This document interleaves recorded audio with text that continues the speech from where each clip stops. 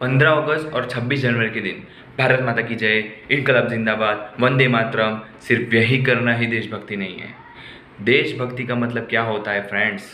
कि देश के लिए आप कुछ ऐसा करो कि देशवासियों को आप पर गर्व हो और पूरे विश्व को आपके भारतीय होने पर गर्व हो। क्या आप ऐसा कुछ करते हो? नहीं ना। देशभक्त कौन है? जो हमारे सेना है वो देशभक्त है, जो अपनी जान भी लगा देते हैं देशवासियों की रक्षा करने के लिए। आप लोग अपने देशवासियों के लिए कुछ तो कर सकते हो ना। क्या कर सकते हो, कभी सोचा है आपने? नहीं सोचा तो हम आपको सजेस्ट कर सकते हैं कि आप जो हमारे बूढ़े लोग हैं उनकी सेवा कर सकते हो। अगर किसी को एजुकेशन नहीं मिल रहा तो आप उनको एजुकेशन प्रोवाइड कर सकते हो। अगर किसी को हेल्थ इश्यू है तो उनको आप मेडिसिन प्रोवाइड कर सकते हो। अगर जो भूखे लोग हैं तो आप उनको खाना भी प्रोवाइड कर सकते हो। जो तरसे लोग हैं हमारे भारत देश में, उनको आप पानी की सुविधा भी पूरी कर सकते हो। लेकिन ये सुविधा क्या आप प्रोवाइड करते हो? नहीं करते हो।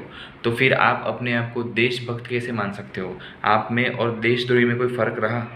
अगर ये बात सुन के आपको दिल में चोट लगती है तो हमारा आपको ये कहना बेहद ही वाजिब है, क्योंकि अगर आप देश के लिए कुछ कर ही नहीं रहे हैं तो फिर आप कहाँ के देशभक्त हुए? फ्रेंड्स, हमने 66 डेज बिस्किट बॉटल चैलेंज लिया था।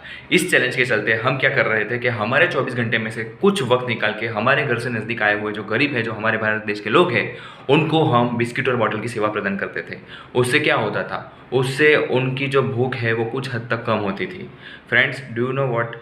हमारे ही देश में एवरी डे 7,000 से ज़्यादा लोग भूख से मरते हैं। हमारे ही भारत देश में एवरी डे 20 करोड़ से भी ज़्यादा लोग बिना खाए सोते हैं। फ्रेंड्स, हम बहुत सारे होटल्स में जाते हैं, हम बहुत सारी पार्टी करते हैं, हम बहुत सारे मैरिज फंक्शन में और बहुत सारे अलग अलग इवेंट में जाते हैं जहाँ पे अनलिमिटेड खाना दिया जाता है। फ्रेंड्स, अगर आप में जो कैपेसिटी है, अगर आप उससे ज़्यादा खाना लेते हो तो आपको पता है कितना सारा खाना वेस्ट होता है। फ्रेंड्स, आज मुझे आप सच सच बताइए, क्या आप जब भी घर में या बाहर या कहीं पे भी खाना खाने जाते हो तो क्या आपकी प्लेट में आप खाना जो दिया गया है वो पूरा करते हो? हाँ या ना? शायद आप नहीं करते। फ्रेंड्स, बचपन से मेरी तो ये एक आदत ही है कि मेरी प्लेट में जो भी खाना परोसा गया हो वो खाना हम पूरा करिए। तो पहले तो आप एक आदत बनाइए कि आपकी प्लेट में जो भी खाना हो वो आप पूरा करोगे, क्योंकि हमारे देश में बहुत सारे लोगों को जो अन्न है वो मिलता नहीं।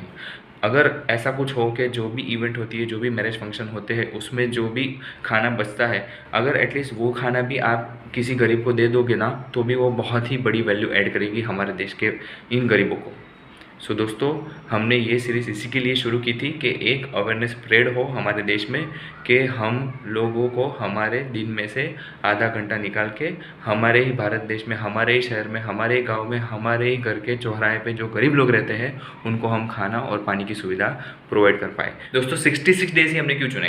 क्योंकि दोस्तों, ह्यूमन साइकोलॉजी की अगर माने तो अगर आप कोई काम 21 डेज तक करते हो तो वो आपकी हैबिट बन जाती है, और वही काम आप कंसिस्टेंटली 66 डेज करते हो तो वो आपकी लाइफस्टाइल हो जाती है।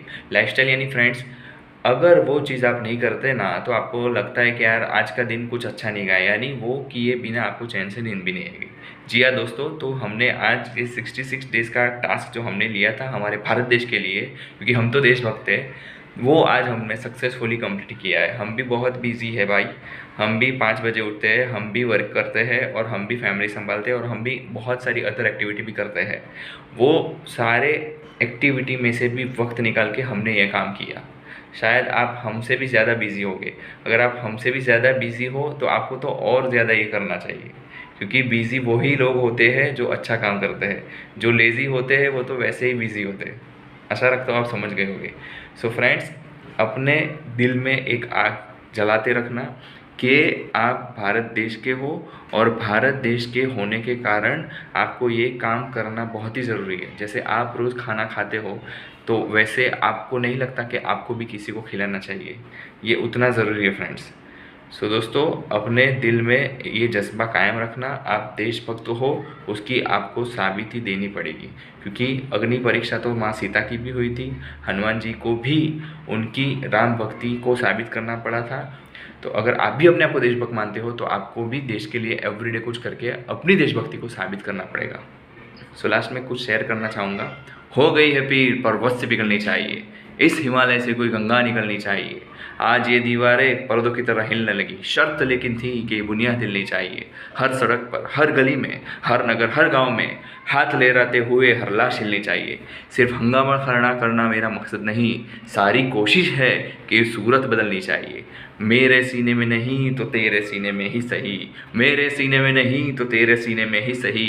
हो कहीं भी आग लेकिन आग जलनी चाहिए, हो कहीं भी आग लेकिन आग जलनी चाहिए। सो दोस्तों, अगर ये हमारा 66 डेज चैलेंज का सीरीज़ आपको अच्छा लगा हो तो ये वीडियो को ज़्यादा से ज़्यादा लोगों को शेयर कीजिए, जिसके चलते का अवेयरनेस स्प्रेड हो और हमारे देश में कोई भी बिना खाए ना सोए। जय हिंद, जय भारत।